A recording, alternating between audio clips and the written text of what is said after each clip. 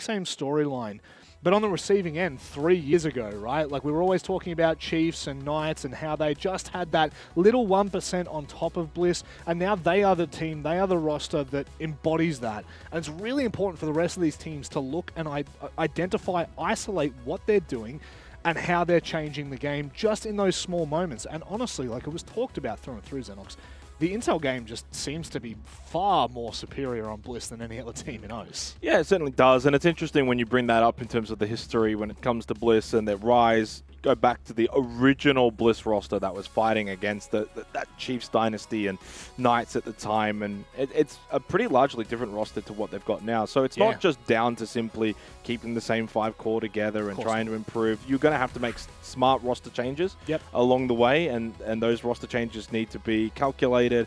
And you're going to need to get a bit lucky and a bit fortunate. You know, certain teams are going to, at times within regions, capitulate. They're going to blow up, and then you can say, who can we pick up? Who can we add to our roster as that extra fifth? We go to the potential looking leaderboard leader, which is you, Rob. I say potential because I don't know if it's going to last that much longer. You've gone for Kelton's Knights. I have.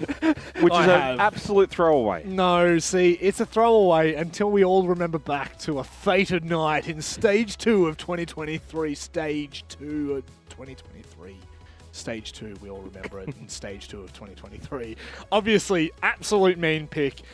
I just love my Kelton's Knights, boys, and I'm so sick of seeing pink all over the screen. We've got it for the bloody regional color, and we've got it for Bliss. Everywhere you link, it's constantly pink. But the big standout's that last game, and to some degree, maybe even match 3. But the last game, guys, looks 50-50. Yeah, I mean, that Man LFO Odium game, very difficult to split. Well, I don't know why we're pointing over here. There's a lot of discussion in the background. Oh, he's just flipped the roles. That's all right. Jakey loves the sound of his own voice. That, for me, was the most difficult game to predict, so I feel vindicated in the sense that it is quite split. They both have a lot going for them, and again, that battle for the mid-table is really quite fierce, so whoever's better on the day will win that one out. And expecting it to go down to the wire.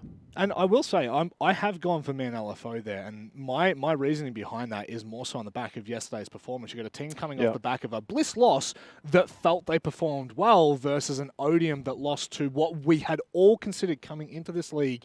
It was unanimous. They were 8th place. Panic were going to be 8th place, and now they've flipped it on its head. So I'm sitting there going, I think Man LFO are in the better mindset right now, but who knows what could happen. A team that's not in a good mindset, I will say, Kelton's Knights. They have struggled in their first 3 opening play days. Really, I think maybe the greatest I guess, identifying factor is their individual performance. That's really easy to sit at and look at and pick apart, guys, but it just hasn't clicked. No Vinny, no Kelton's Knights. That's what I'm saying. We didn't have him last time. Vinny has historically been very, very hot and cold, though. So on a bad night, Vinny can be a hindrance. On a good night, he can definitely lift the roster. It doesn't look like he'll be playing tonight. It is Kelton back in, bouncing balls, of course. And last night, he had a very, very rough go with things, struggling in the kill count. The entry was tough for him, but the whole team found it quite a challenge. Against a team in Circular Spheres who also were going through their own trials and tribulations, we had expectation on Kelton's Knights to put in a decent performance. Unfortunately, as a unit, as a team, they're not quite connecting together. So that's something they need to improve going forward. They'll know that.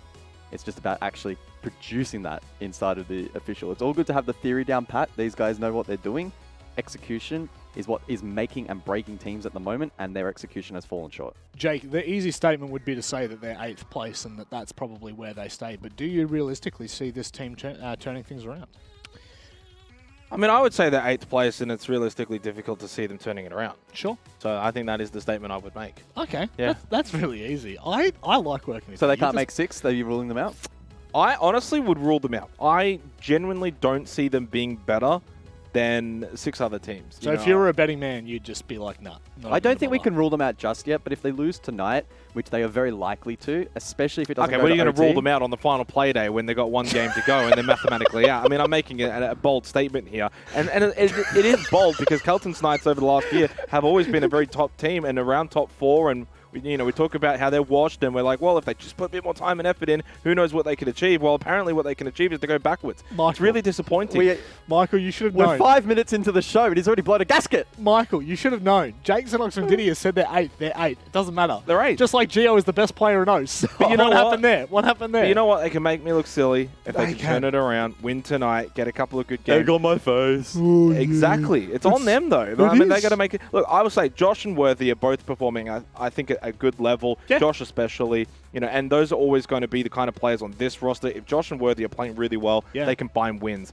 Question marks. Pat, I had a really good stage last year. I think maybe he's like best statistical stage he's ever had. I think it was. He was insane. And I think that was a big reason why they found success. Yeah. Obviously, they had Vinny as well, and we know what Vinny can do. So I just kind of feel like there's something wrong with Kelton's Knights right now. Is it Kelton? It might be Kelton. Maybe he is the problem. I don't know. Since he's come back, they've gone backwards. Well, I'm saying, you know what? If it wasn't me, that's it. If you want to make that statistical analysis, then I'm going to make this statistical analysis. Since Jigsaw left the roster of Team Bliss, they've been nothing but up, baby. They keep getting better and better. It was Jigsaw all What about along. Fnatic? Anyway, we're not talking about that one. Let's go ahead and break down the roster that is absolutely annihilating this league, guys. Only 6 rounds have they lost in 3 matches, and even those rounds were, I'm pretty sure, contested. This is just an absolute indomitable force.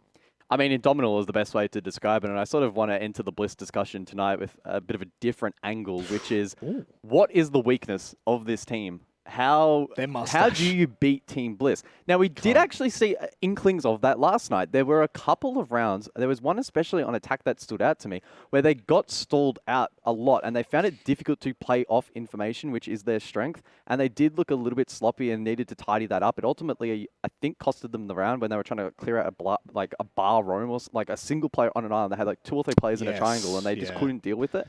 Small mistakes like that. So they're just running around the... So yeah, if you're able to stall out time and counter-info Bliss, there is a world in which you can make it competitive. But when they keep banning out the souls, they keep playing the Valk, it's very, very difficult. And their communication and their just innate synergy, because they've had so much experience overseas, is just far, far and away better. So you have to play absolutely perfect. You have to have a live game against Bliss to be competitive. Jake, that was a big sigh, mate. Well, the graphic does that job for us. It does. Because we don't need to say anything that this graphic doesn't already say with how one-sided this match is on paper. And Kelton's Knights, it's so surprising how they were able to beat them last stage. You can put it down to boot camping. You can put it as a one-off life game. I don't know what you want to put it down to, but they're not at that level this stage either. No. Because, I mean, Kelton's Knights had a good stage last year. And when they did get that win over Team Bliss, there were very soft murmurs about, hey, could this team actually go to Atlanta? Is there an opportunity here? Could you imagine? Well, no, I can't imagine, because it didn't happen, thankfully, because then we got Bliss over to SI. And look, at the end of the day, for Kelton's Knights, this is a free punch, maybe to find some form in the server. They know they're not going to win. They know that this is not going to be a game that they're going to be even close in. But can they at least test some things, go up against Bliss without the worries? Everyone else is going to lose to this team. So you don't have to look at this game as thinking, oh my God, we need the 3 points. Yep. Like, everyone else is going to lose to this team. This is a free hit. Just get some practice inside in an official against the best in the business. Well, the best in the business on both teams, Brendo and Josh. Both players are having, look, Brendo's having a phenomenal stage, as he's continued to have over the past 6 to 12 months. He is improving, and he is maintaining solid performances, which is really scary when you start to think about like the repercussions of what this could mean later on down the track. But Josh as well has stood up to his own. Yeah, for sure. Josh, despite Kelton's Knights struggling a little bit throughout this stage, the fact that he has above 100 APS, which is the average or expected performance score, he's still doing a good job to rise above that. Brendo on the other side, he's twofold for me. He has probably one of the best game senses in the OCE region and read on the game. Plus, he's then facilitated by arguably the team with the best information gathering. Not even in OCE. I would probably go as far as to say, in terms of the APAC regions, Bliss are the best in gaining information. So you put Brendo then in the playmaking positions with the shot calls from Wet and Fish, and you just set him up to frag out. And that's exactly what he does round after round. Also, seems to have the brotherly clutch factor with Sage. Those two, regardless of whatever situation they're in, you never count them out, and you never count out Bliss. No. So even if they have a rough start or Brendo has a bad game, they will find conditions to still get the win. One thing that's changed a little bit, and I think it's important to note, is actually Oda's performance. We were kind of ragging on him a little bit in stage 2, Jake, that he just wasn't up to the mark. But he crashed pretty hard. But he's statistically he's back up there amongst the rest. Yeah, he is. But I think at the end of the day, you're going to always play as good as your teammates, and he's in a stacked roster, so it's very easy for him. You can make an argument. You could put Josh into this Bliss roster, and his stats will just go up. He's just going to play even better, and he would slot right in. I think Josh is very much indicative of the old school when he was at one point in this region regarded as the best. Yep. And now you've got players like Brendo who are looking to take that mantle and hold it, which is really difficult to do when you've got players on your own team that are already statistically having a better stage than you. Yes. Weatables we saw before with +2 KD, he had a higher EPS, so you could make arguments that even Weatables right now, is he better than Brendo? Oda statistically has had a better stage too. But I think Brendo, for me, when you take into account what he's been able to do also at SI, and then bringing it back here, I think also plays within his role. He's not the kind of player that plays selfishly. Without naming names, there was a particular player that started with Jay that used to be on this roster, and he'd go off and do his own thing every now and then. Who? Well, you'll have to figure it out. Oh, we'll have to It's try and put the last piece of the puzzle together ourselves. Let's go ahead and move on with the map vetoes, figure out where we're headed for this one. Again, it's going to be difficult to try and spin a yarn for Kelton's Knights. This is going to be a This goes to Chalet, I'm leaving. I will exit the building. It's actually going to go Chalet. There's no way it goes to Chalet. Oh, wow. Wow. Well, You're what's almost out of interesting? your seat. Between the last two maps here, it's kind of like, do we go to one of their best maps, or do we go to one of their best maps? Yeah. And I'm talking about just Bliss. I mean, they are more than happy to go to Clubhouse or Chalet. It's a big map veto win for Bliss. Kelton's Knights might look at Clubhouse and think, hey, this is a bit of an old school structured map. We know how to play it. It hasn't necessarily changed that much with time. No. And so, oh my God, I just choked on air. So therefore, wait, is that... Might be a sign. Bliss might choke. It's a sign. It's a sign, brother. It's going to happen. Therefore, I think they might feel comfortable, but Clubhouse is a very, very strong map for Bliss. Yeah, I mean, it's really difficult to sit there and try to make the case for Kelton's Knights. Just given where Bliss are at, you could make against any other team, you could say, yeah, Kelton's on their own night could do anything. They could. Kelton's on their own night? They Kelton's could night? be the knight in shining armor. Not tonight. Not tonight. No. Well, they could be for me. They would definitely be the. If they win tonight. Oh mate, I'm going. I will actually get up and hop. Get an behind. Uber over to Crown. Yeah. Well, mate, straight away. No second guesses. Straight down the South Bank, mate. Streaking. Oh, Yeah, up and down. I think that's Fully clothed. Fully clothed. Okay? How can you streak fully clothed? I think everyone streaks fully. I thought it was a nudie, isn't it? I thought Streaking streaking was fully clothed seems like more of an impossible task than beating But teams. if you think about it, we're all nude right now. We are just have clothes technically. We're all exposed at the moment, but no one's going to be more exposed than Kelton's Knights tonight. Yeah. This is going to pick apart every aspect of their game. If they are not on point, this game is very quickly going to steamroll out of control. And on that note, Well, what are the win conditions, though, for Kelton's Knights? Well, let me get in for a second here, Jake, because I feel like you've yapped for about 5 minutes. The second most defender-sided map at Six Invitational was Clubhouse. So assuming I've read the graphic right, I think Bliss are attacking first. They are. Assuming Bliss are attacking first, there's at least that statistical backing for Kelton's Knights, and it is a map that doesn't change a whole ton. I expect Bliss to innovate as the rounds play out, I guess adapt as opposed to innovate. But they might find comfort here, Kelton's Knights, but they need to get off to a good start. You start bad defensively on the second most defender-sided map in the game, you're screwed. So Kelton's Knights have to be switched on from round one and try to obviously force ones, util clear, etc. Make Bliss play the game properly. Is the Yappo meter broken tonight? Because we had it working yesterday. It's broken. It's tonight. broken. We don't, and you know what? We don't even need it because the best part is we've got two songbirds waiting alongside for the Clubhouse match. G'day guys and welcome back to the OCE League. I am so excited. Thank you, Rob, and the guys on the desk for breaking it down. Sorry, I was having a bit of a vibe there. I don't know whether do you reckon that got through the stream? I think that definitely got through. Sorry guys, I was just having a bit of a yap. I noticed the yap meter wasn't up and I wanted to give production an excuse to jump in there with it. Mandy, guess what? We're casting Bliss. Excellent news. On Clubhouse, I'm a bit scared for Kelton's Knights. I feel as the desk has prefaced pretty well already. But alas, Clubhouse. It is. The Dub House. It is the Dub House. Not recently for Bliss, but to be fair, they played some pretty bloody good teams on this map. The last time they played it was at Six Invitational. They lost 7-2 to Wolves Esports. And the time prior to that, they played a little old team called FaZe Clan, and they lost it as well. Just a little old team. A little old team called FaZe Clan. If you're losing to FaZe, you know, that's not too bad. I reckon you guys at home have picked this pretty well. It is the undefeated in Team Bliss, the only undefeated team in the league, versus the only Fully defeated. Thank you, Defeated. team in Kelton's Knights. Victory Bliss. Victoryless. Is that a No word? Vic Royales for them. Oh dear. Winless. Absolute scrub behavior from them this stage. But the only team from OCE to have defeated Team Bliss in the last year A fair point. is Kelton's Knights. Bit of revenge, Team Bliss. Yeah. These guys spoiled their perfect run. They could have had a double perfect run, in fact. They've never been done before. Going 7-0-0-0 in stage 1, but not able to do it in stage 2 because of these dudes on the left. Indeed. Kelton's Knights, though, are a bit of a different beast this stage, right? Because Kelton is here. We've got Bouncing Balls finally back in. Goodbye, Vinny. Even Goodbye, Campo Vinny. coming back into the roster as well. Yeah. And I'm going to be honest, I'm going to be real harsh here for a Can't second. be real harsh. The balls haven't been bouncing very much. He's God.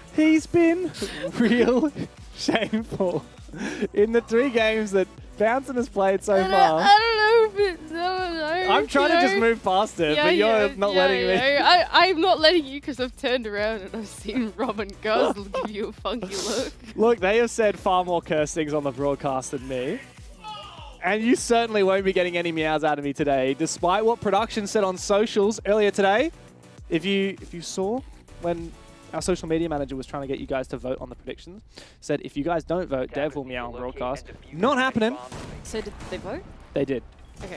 So you Thank don't have to be on goodness. the broadcast. Yeah, You've been otherwise, I saved. would be contractually obliged to do so. Excellent news for you. And All for right. you. For me. Not having to hear it. I was like, what have I got to do with this, eh? Tolerate me. Oh, God. Anyway, we're on Clubhouse, and the ban phase has gone by us. Hibana and Thatcher being banned out on this side of the attack does mean that Maverick is open to Kelton's Knights, but the trick game cannot be played, and Oda on the other side with the Kaid should make quick work of some of these hatches. Of course, there are the baby EMPs if you want to try and deal with it, and of course Maverick being like the actual counter to that, but that does mean that the clear should be pretty slow from Kelton's Knights. And even once the clear is complete and it's time to open up these hatches, with that Hibana ban from Kelton's Knights, it's going to be a little bit more difficult to open up the kitchen hatch. What is Wet Tables doing? Why'd you say his name? Was he spawn peeking in Jim? It looked like he was, or at least like he thought he was going to Cheeky potentially, boy. and then he didn't. Well, he does have the ACOG and Malusi. I think it is good to get him back onto site because, as I was saying, he's got the impacts, right? He can open up a little line of sight and impact trick that kitchen hatch. However, he has already used one. All right, so I think Kelton's Knights have figured out that this entire top 2 floors have been vacated. Very quick work here from Campo to get all the way down to the bottom of main stairs. Just listening out for C4s, making sure he's safe to make his way down into the ground floor as well. No, very quick work. Really good stuff already from Kelton's Knights. Very proactive. But of course, just because you have 2 minutes to work these hatches and prep and execute doesn't mean you're going to be successful in a 5v5. Bliss really know how to play these power positions. Yeah, mid-round being played out as well. Pat getting the Mav Torch active, opening up some of the hatches, and Campo and Josh will team up to try and get open something else. Tin Can Opener and EMP charge his Oda on the other side, contesting the hatch in motor directly. Does take a chunk of health off Josh, same to himself, but not out just yet. That's still worthwhile for him. Oh, I was going to say that. However, he has lost his life to Bouncin. Looking for a second now. Needs to be ultra cautious, though. A lot of angles he could die to. Bliss, though, they've essentially lost blue control now, and Bouncin is getting very aggressive. Too aggressive, in fact, as Brendo finally finishes him off. And Bliss should be pretty happy with that exchange. Yeah, good job there from Bliss to pick their battle, isolating one player inside of blue, knowing that no one was there ready for trade. Meanwhile, the rest of Kelton's Knights are shaping up for what appears to be a kitchen hatch drop. Meanwhile, never mind. Moto, Bouncing Pat, getting caught in the Shadow Realm, does get taken down by Sage. Patience now from Campo. He has no flashes. Neither does Josh. Okay, Worthy is able to find that kill, and on the backstab, Josh finds his one. Numbers advantage now for the attack. Kelton's Knights looking to form up some kind of execute. And yeah, Brendo, thankfully he is able to secure that kill on the Josh. Blue is free. And the plant has been faked out. What a shot from Brendo. 3 on the round. Campo with Diffuser in hand. Solid position for him, and he has the ability to rotate, moving around the corner. Couple of bullets Fisho's way, but not enough connect. In fact, none as of yet. Campo quite exposed, thanks to his wall being completely breached. One of those Ace Selmas. He's looking for the kills here and completely caught out in that crossfire. A perfect play from the 2 remaining Bliss players in the 2v4 to a 2v0. I think Fisher did great in the late round there. Well read where the diffuser was, even though all the tussle was going down inside of blue. Fisher guy realized that he had to use his utility to keep the kitchen hatch at bay, and most importantly, the rush wall in behind the back of Arsenal. He realized that's where they were taking down the diffuser with the moto hatch drop. Triple wall attempted to be opened, but he was able to stop that pretty handily. Yeah, good credit to Bliss there. Despite Kelton's Knights getting a lot of early picks, they did really hold on. Playing a 2v4 is not easy. And this was, of course, the first pick here. Bouncin', I did throw him a little bit under the bus before the game started, but he had quite a big impact. Unfortunately, he overextended a little bit, and that did enable some trades on out. It is unusual to see Bliss getting caught out by some of these late flanks, though, and these backstabs. Usually they're really good at being cautious of those. Nevertheless, they do pick up the win down in the basement. And instead, we'll go over and see CCTV and Cash, which has gone a little bit out of fashion these days as a primary bomb site. I suppose the nature of, you know, the nerfs to his army and that coming through does make it a little harder to play. Nevertheless, we will see it come out. And importantly, even though Maverick is on the board, they have still chosen to bring along not just Bandit, but Cade as well. So walls will stay electrified, but we'll anticipate the trick to come through. I mean, not the trick, sorry. The Mav trick, yes. Yeah, that is still right. the trick, the other side. The A lot of trick tricks. on the other side, yes. A lot of tricks up their sleeves, yeah. You're right, though, of course. Thatcher going out, Mav being in, does make it a little bit questionable that you'd see the Bandit, because usually the Maverick essentially just nullifies that. But nonetheless, Bliss typically know what they're doing with these things. Interesting, they have so much electrification, and yet still nothing on external connector. I was about to say ZG for a second instead of Kelton's Knights just because Campo's got the ZG tag. I think he's making a reference, for any of you really OG OCE fans, to Zero Gaming way back in, I believe, 2018. Virtue actually played for that team. Oh, interesting. They're not Maving it. All right.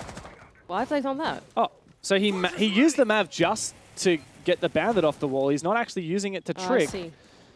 That's kind of odd. I mean, I want to say fair enough, because maybe at this point they can just like throw it on the wall and it'll be okay. Anyway, he goes Bouncing down through Lounge. There is a player inside of Mini, that's Sage on the other side, but he seems pretty aware that Bouncing could be in the ground floor. Yeah, hyper aware. Sage is in a bit of an awkward spot though, because there's so many angles he does have to worry about. Ideally, he's got some support from players above him to have lines of sight through the floor to support him. But yeah, Bouncing's in a really solid spot. And he does have the better magnified sight to take on Sage. Swapping mags. I wonder what's going on with the breach. I can hear the Mav torch in the background of that audio, but like, Oh. oh, I see, okay. Maving So instead they've garage. taken the Mav into Garage to make an entry hole to try and flush out Sage. And it seems to be working. Bouncing on for the entry, and he does time it well. Sage goes down, ready for the refrag as well. Perfectly played by Bouncing. And now he's looking for the vertical angles. If he could find one more here, it would be everything they've been looking for. But no, in fact, it is through the vertical angle. Oh, Fisher Guy, who finds the first and almost a second. And as Kelton's Knights start to collapse on Garage, they start to lose bodies. Still, they retain the numbers advantage. It's the danger man on site though. Fisher Guy in the last round put a pretty solid stop to the execute, even though Kelton's Knights looked postured to do so. Same thing again here. Bouncing balls getting his way in through Con. It's so weird saying his full name. But Fisho is there to meet him on the other side. Oh, and he does pre-fire it perfectly. I'm not sure if there was info there or just well played, but Fisho Guy can easily breeze past that kill. Now a 2v2, still very winnable here for Kelton's Knights, but there's lots of info for Bliss on the board with those evil eyes, and on the vault, Fisho finds his second, just worthy left, and he's about to run screaming into the altar, finds it, but the trade comes through from Brendo, and nice, easy closeout. Another very solid 2vx from Bliss. Really composed. They're picking their battles, especially. Kelton's Knights, they look to make that rotate over inside of Con, but Fisher Guy read that really well as well. Whether there was info or whether it was just pure game sense, he knew that he had to pick that battle against Kelton early on himself.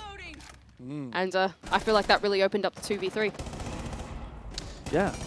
Oh, it helps when Bouncin finds 2 early picks. A 3v5 to kick off the round for Kelton's Knights, but they do struggle to retain those numbers advantages. And Bliss just really flourish when there's only 2 players alive, especially when Fisho is one of them. I think that was Fisho and Brendo twice in a row on site, being that little duo.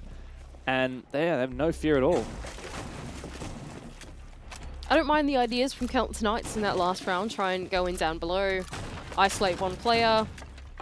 Bounce unable to get the 2 picks as well. You know, some things are certainly going the right way, and I think there is a bit of novelty to their attacks that is working, especially early on. But it's hard, I think, to keep up with the re-aggression that Bliss are bringing up. It feels like Team Bliss are good at keeping pace, and they're very reactive, which is what we saw Antic struggle with. It's what we saw Man LFO struggle with just yesterday as well. Yeah. It is probably the biggest thing that sets Bliss apart from the rest of these teams in terms of their gameplay is just how actively they play and reactively, as you said. Always mid-round coming up with a new idea to figure out the best way to deal with the problem at hand, even if they're from a disadvantage. It becomes so difficult to play against. But Kelton's Knights have had some solid starts, right? Bouncin's found the opening kill both rounds so far. His aggression is finally working out. I think he's found a little bit of confidence that was perhaps lacking in the previous games that he's played. Yeah, absolutely. I don't think it's the early game that's the problem here for Kelton's Knights. I think it's just keeping it together through the mid to late game, and that's always a really tough part of the round to keep it together, of course. So nothing easy in that part. Oh, wow. Fish Guy got a pre-ripped C4 to the Maverick player outside, looking to try and trick this wall. That's Pat on the other side, who's being really cautious about that coming through. Well, once Pat gets out the Maverick torch, Fisher Guy knows his gun is not up and available. He's going to toss a C4 out. Oh, Great nukes C4. Pat out of the server. So well played.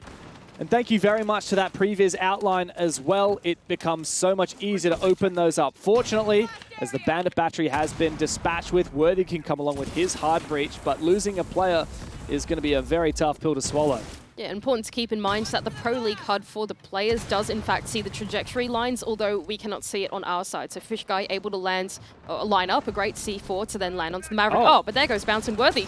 Yeah, he does find one pick, and Bouncin has managed to make his way up from the stairs. No, Bouncin! Oh dear. He walks into that frost mat. He can pick himself up, but he won't be able to sprint, and he will leave a blood trail for quite some time. What a shot from Worthy again. Another 2vx for Team Bliss. Both players shot out of the sight. But it's not Fisho this time, nor is it Brendo. And so Oda and Wettables must step up to the table. The plant being threatened now, and Worthy is going to start forcing that down. Good timing there on the peak for Bounce and Campo to cover, and Kelton's Knights finally have their first round. Great execute there from Kelton's Knights. They realized they had that opportunity in through Jacuzzi after getting that first pick in through Bathroom. Not only that, but also claiming the entry coming up main stairs in tandem with the one in through Gym, force the remaining 2 players to come rotate back into the bomb site. By then, Campo had a fantastic one-way angle in through Gym using those footholes into Con, and the other gunfight went their way inside a Logi as well. Well played there from Kelton's to convert that one. Yeah, I don't know. Seeing some good things today from Kelton's Knights, funnily enough, because it's been quite poor every playday so far. I don't think even many of their games have been that close. I think that's the biggest surprise for Kelton's Knights is 7-3 against Antic in their opening playday, 7-4 against Man Esports, and then the very surprising 3-7 yesterday against Circular Spheres, who prior had not won a single round. These have not been tight results. It's not been of the caliber that we expect out of Kelton's Knights.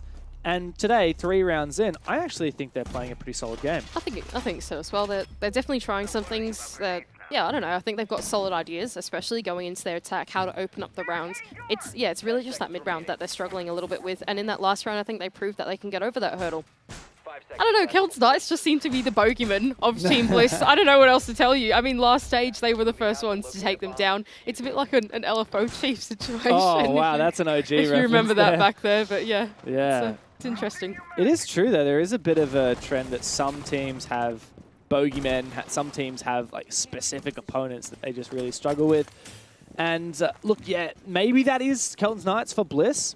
But also, the last time these teams met, it was actually on Clubhouse. It was in the campaign, the off-season tournament, and Bliss won quite comfortably 7-3. So Kelton's Knights haven't got a monopoly on Team Bliss by any stretch of the imagination. Not consistent bogeyman. They happened to have one good 8-7 win in Stage 2 last year. That was an 8-7. It was a tight one. It was not a given. And it was not on this map either. That's funny. All right, here we go. Defense for Bliss is going to go back down to the basement, having that bomb site unlocked for them. Once again, most of the top 2 floors completely vacated by Team Bliss as they're going to hunker down on the bomb site itself. Same lineup as well for Kelton tonight, so now through the mid-round we will anticipate them to go in, play the vertical, get some of these hatches open.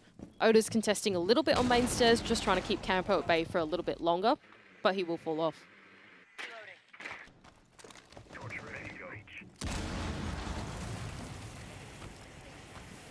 Maverick getting to work once again. It looks like Sage isn't going to peek this quite as aggressively as we saw previously.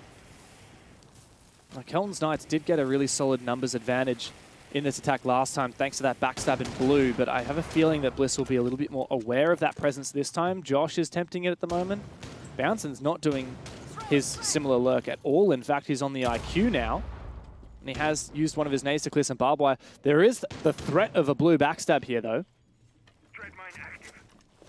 Oh, interesting. They're going to try and line up this grenade, I believe. Oh no, do they have grenades to line up? Yes, they do. They have Bouncer's nade to line up in through the triple wall to get rid of this KE charge. So they can then try and work the triple wall from there with Bouncin Worthy himself. I wonder if they're going to land this one. It's up to Bouncin Bulls now. Sorry, there's so many Bouncers just absolutely losing it to try and land this one. So Selma's being prepped, but I don't know if that's going to sail on through. And in fact, they've loitered around here for so long that the C4 from Sage on the other side is going to collect Worthy down at the bottom of main. Yeah, and Oda has his own nade as well. I wonder if that Grim Charge might actually block this C4 for a brief moment. Now the diffuser has been picked up by Campo at the bottom of main stairs, but time is ticking away and Sage can hold on. He brings out the revolver to prevent any form of a refrag. Oda's C4 does land. It is a beautiful, flawless end to the round for Team Bliss on the back of those 2 C4s at the bottom of main.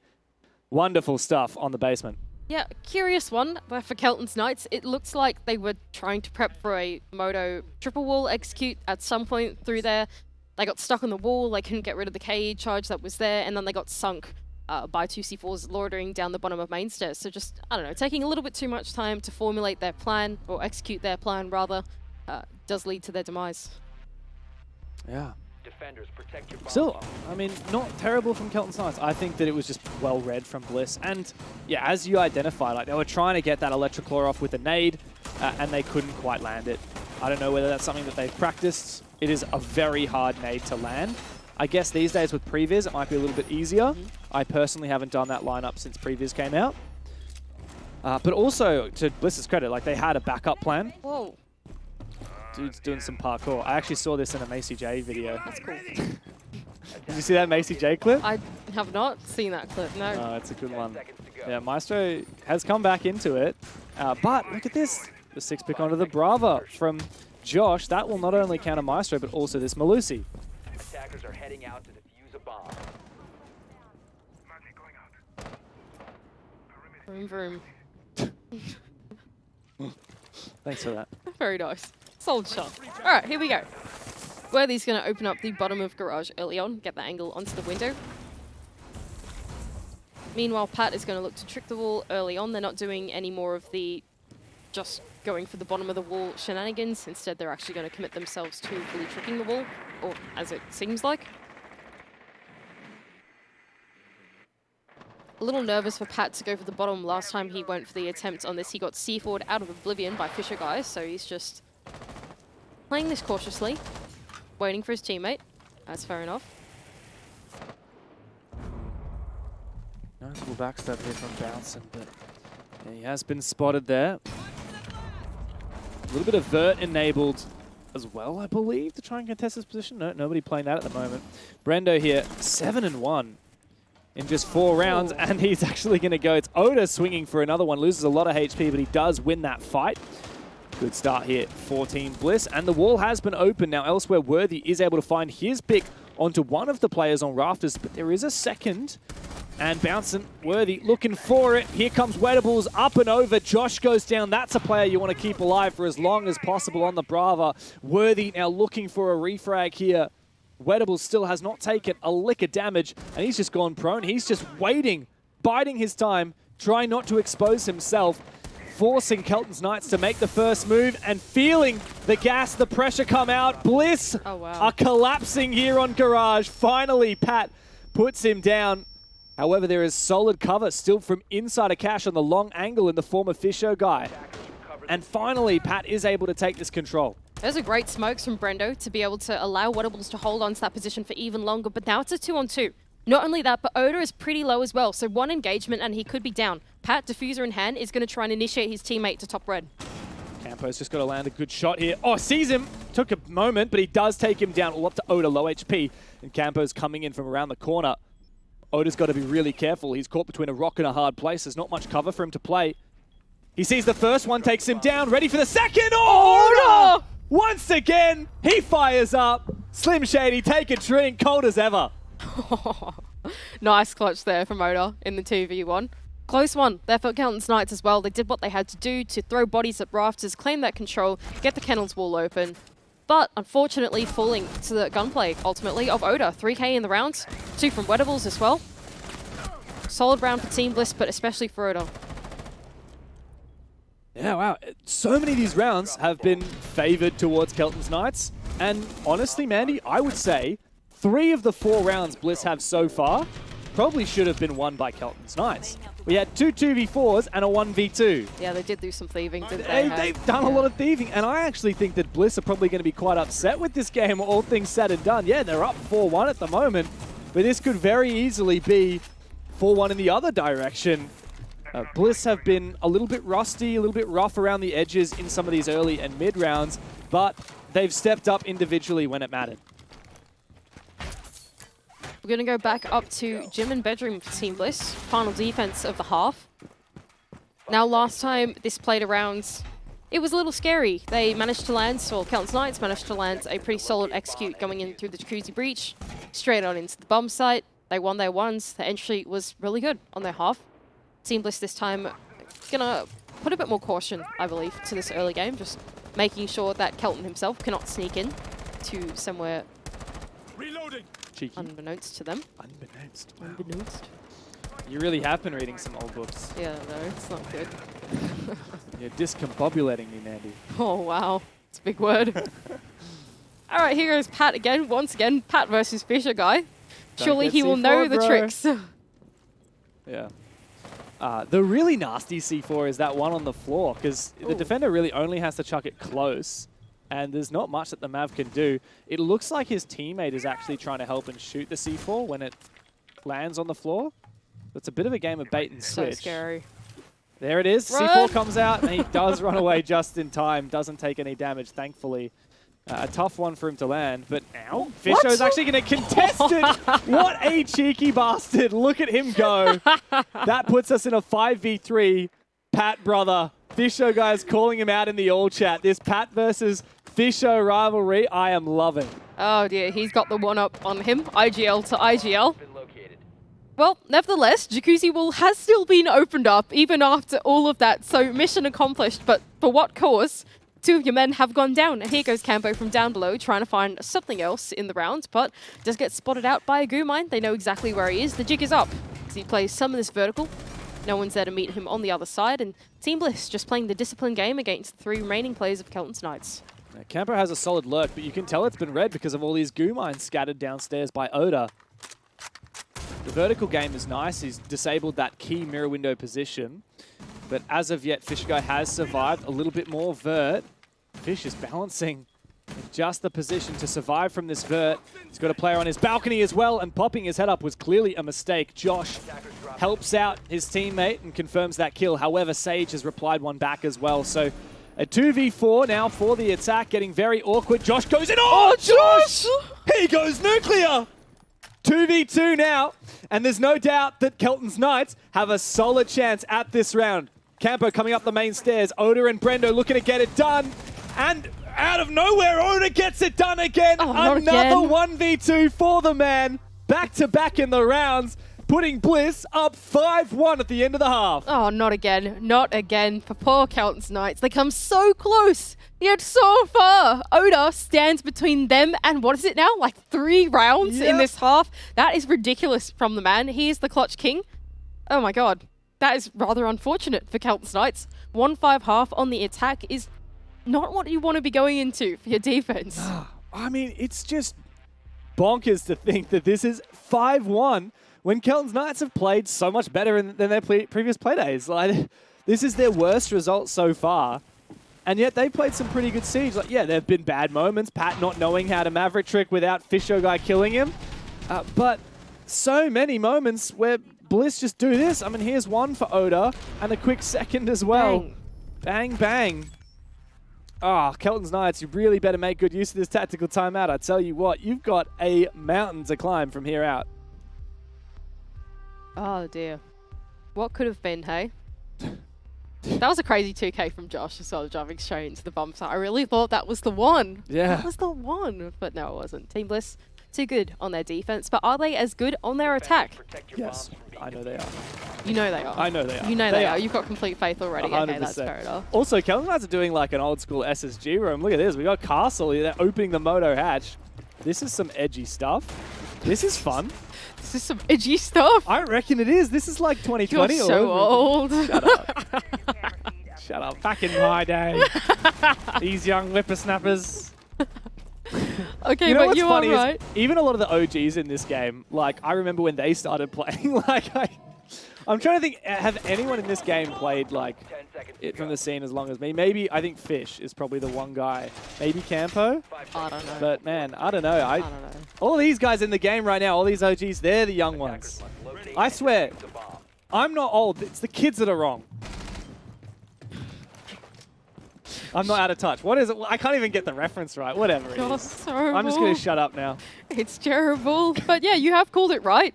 Kelton's Knights have indeed gone for a very extended roam across all 3 floors of the map. But Oda, he's had to think about that and wants to inject himself early into the ground floor, cut this roam in half and see where they can go from there.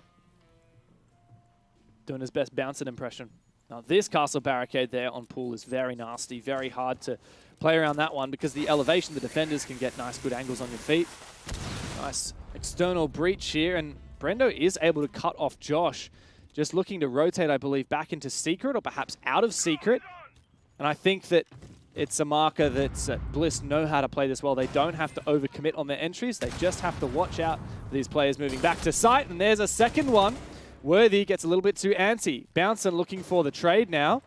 Actually playing a bit of ring around the rosy. Who hears who first?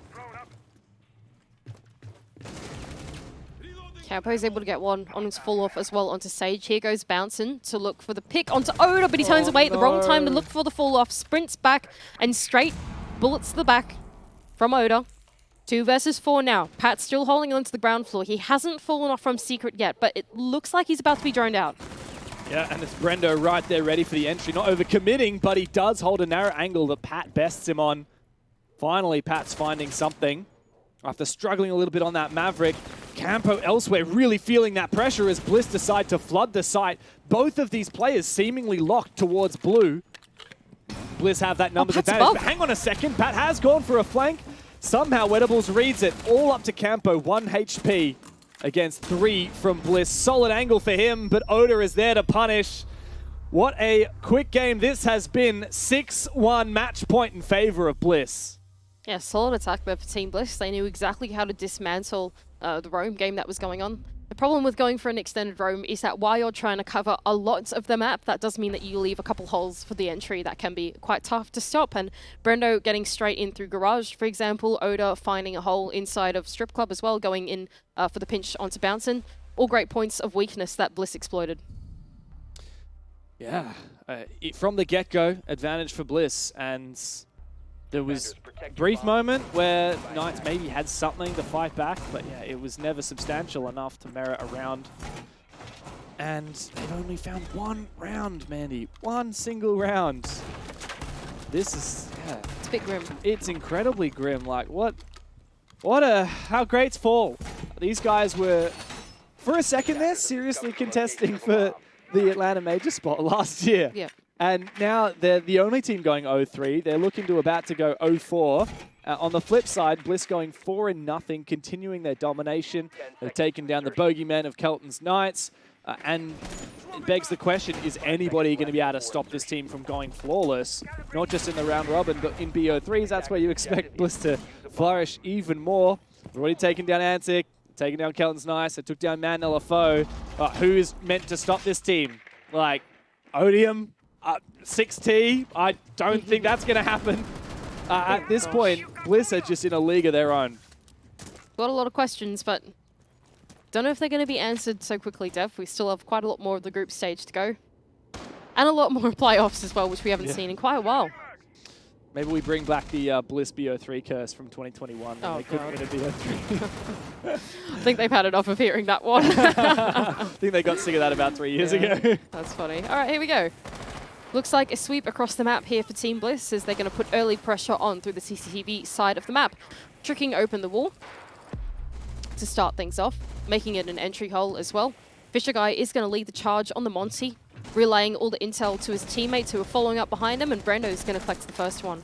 Good entry as Brendo hits double digits, couple of pre-fires. He takes a bit of damage as well. Fish is calling out for him using that Monty, but as we can see from the outlines, Kelton's Knights have fallen back. Bliss really aggressively clearing this roam game, taking this map control away. Cash, CCTV, all seceded now by Kelton's Knights as they fall back behind their mirror windows.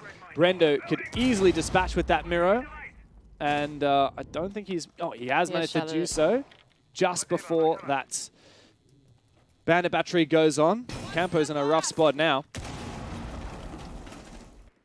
Team Bliss as well looking to flip the attack. They've done their work that they need to on this side of the map. They've got all the way up to con control, and now it's time to do the other side of the pinch, getting open Jacuzzi as well.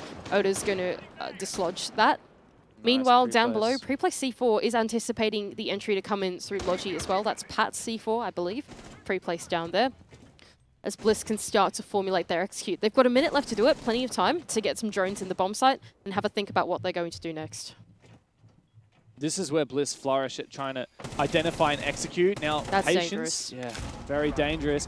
And look at that, C4 rewarded there. Pat's one in Logi does get a kill, and he's also gone and found a pick as well. Now, Sage has dropped and managed to find one refrag. But he's looking for players now at the top of the stairs. 3v3. Bliss need to be careful not to let this slip away. It really should be a 7-1. And Sage is determined to make that a reality. Spotting another player, he is taken down. Wettables in a 1v2. We have seen clutch after clutch from Bliss. And Wet decides it's time to stand up for himself. Another flashbang should land well on Pat, but he dodges it. Doesn't matter, because the tables have turned on him. And Bliss have stolen a 7-1 victory over the bogeymen of Kelton's Knights. If you're not careful, the round can turn on a dime, and that's Team Bliss's motto going into that game against Kelton's Knights. 7-1 scoreline, very dominant as we expected from this team. 3 1v2 clutches, 2 2 versus 4s. Kelton's Knights started and they looked pretty damn good in this game. They looked like they were taking the fight to Bliss, and the first half could have very easily been a 3-3 split. And yet Bliss just do what they do best. Doesn't matter if they're down, the round turns on a dime, and I'm sure the Des would love to break it down. Well, love is a very that's a very strong word, because there's not a lot to break down. No, there is quite a bit to break down. Michael, a closer game it should have been, but unfortunately, again, it is Bliss closing out on those 1%ers. I mean, I said it when the first half completed where it was 5-1. I was like, that could have been, in an alternate universe, a 3-3 scoreline if Kelton's Knights were able to close out rounds where arguably they had an advantageous position and or man count. Even goes down to the last round. Another example where Wettables hits the 1 versus 2. Yep. There was an instance where Oda did it. There was another where Brendo should have died early in the round on a basement push and then ended up collecting kills, which is so many small 1%ers that, again, continue to go the way of Bliss and other teams continue to capitulate. Capitulate. There's that word. There's that buzzword again. I love the C word. We all love C. Capitulation. Xenox is probably a good way to put it, but unfortunately for Kelton's, it was very, very tough talking about them in the pre-show because not a lot has gone right for them. Whereas Bliss has just had everything go right for them from start to finish. I mean, you could probably even just argue from stage 1, day 1 in 2023, it hasn't gone wrong. Yeah. I think that for Kelton's Knights, I agree with guys. I think there's probably a couple of rounds they can be happy with that they can look at and say, okay, you know what? We played okay, didn't get the results, but that in itself is not going to, get you the results. You're not going to get points if you're just playing okay. Team Bliss is going to do that to a lot of teams, and we saw that obviously yesterday against Man Esports where they beat them 7-2, but the scoreboard didn't really tell the full story. Today, again, somewhat similar, and that's really where there's such a big difference when it comes to Bliss compared to a lot of these teams in this region. They just know how to win rounds in the clutch. Also, what was Worthy looking at in that last round? Poor Worthy. He just got absolutely shat on by Weardables, who clutched up big in that last round and got them the deserved win. Shatting on seems to be a common theme for Bliss, and the person that generally leads that front line is Brendo. Let's welcome Brendo in for the first time in a long time. Brendo, I was surprised to see Oda message me and say, hey, if you get the opportunity, welcome in the young fella. Where's this decision come from? Where's this new found confidence appeared from? It's not confidence. It's not. I'm forced. You're forced to bugger off. I don't believe that. No. Oda and Wet don't like doing it every week, so they like getting us involved here and there. Now, I've got to and ask I told him not to tell me when he was going to do it. So.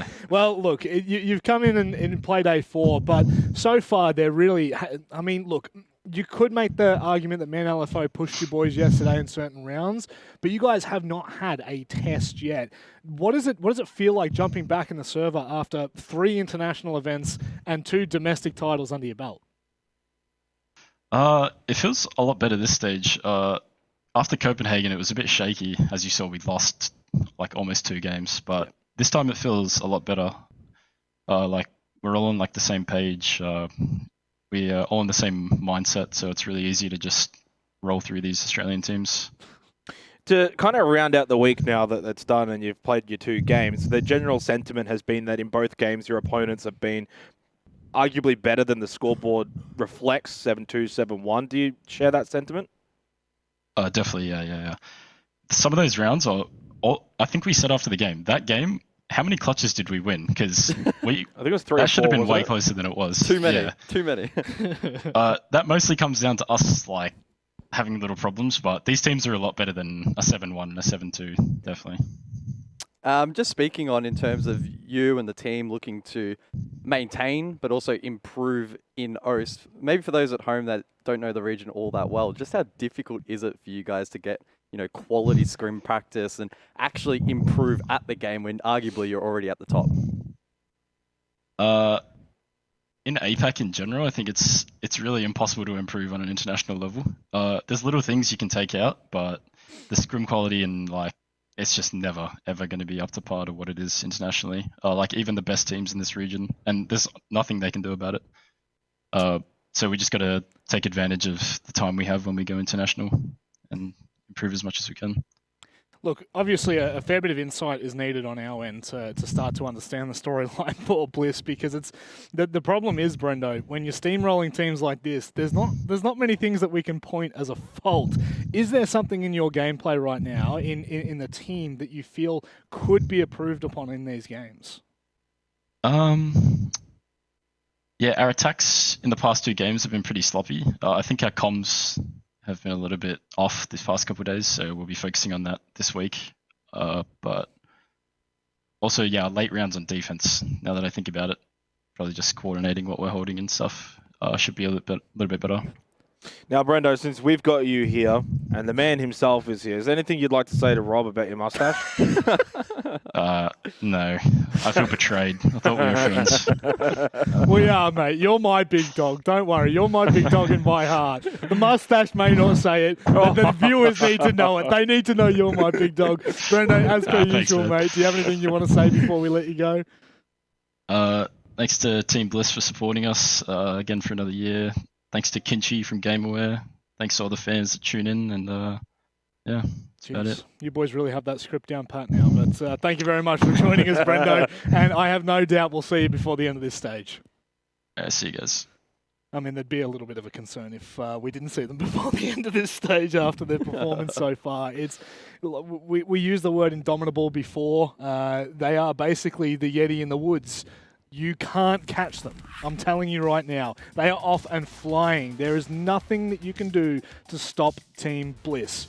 Now, what I want you to do at home, use that as a soundbite. If someone beats them later on, you've got a beautiful little soundbite for you. But Team Bliss, honestly, in every game right now, yes, they're close rounds, but fundamentally, it's just such a massive gap. And I don't know how to twist this, Michael. I don't know how to make it sound better or worse than it is, because, I mean, it's on display for everyone to see. Yeah, I mean, they just have all the moving parts at every point in the round. You have Brendo on the entry, 3-0. You can see first kill, a 145 EPS, again, stacking big numbers.